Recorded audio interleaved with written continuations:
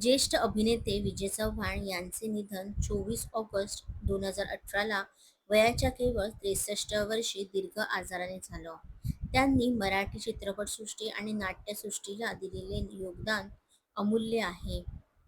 त्यांच्या अंत्यसंस्काराला मराठी चित्रपटसृष्टीतील आणि नाट्यसृष्टीतील अनेक कलाकारांनी हजेरी लावली होती.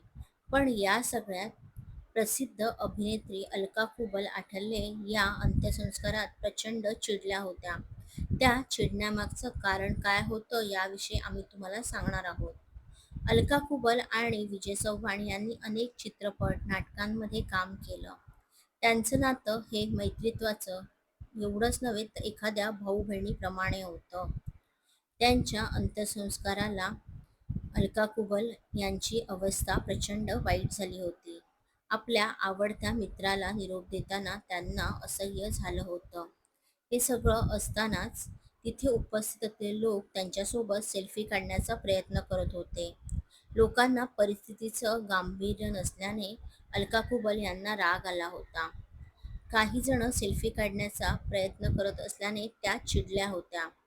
आपल्या सहकलाकाराला, जवळच्या मित्राला निरोप देताना खरं तर सगळेच कलाकार भावूक झाले होते.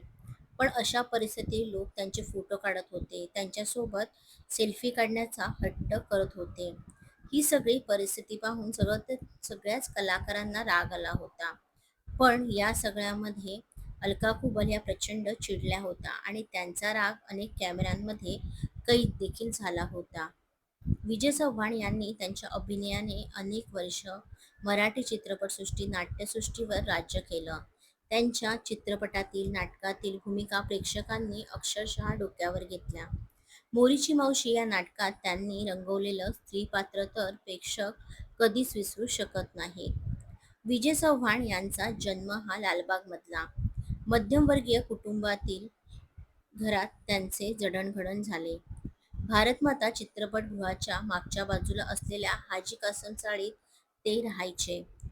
त्यांनी रुपारेल या कॉलेजमधून त्यांचं शिक्षण पूर्ण केलं. कॉलेजमध्येच असताना एकांकिकांमध्ये ते भाग घेत असत.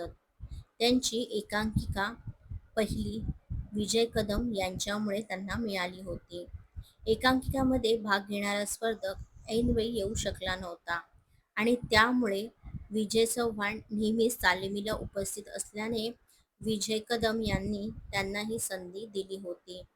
आणि त्यानंतर मोरीची मावशी हे विजय चव्हाण यांच्या कारकिर्दीतील सगळ्यात गाजलेले नाटक त्यांच्या आयुष्यात आले आणि या नाटकाने त्यांचं पूर्ण आयुष्यच बदलून दिलं.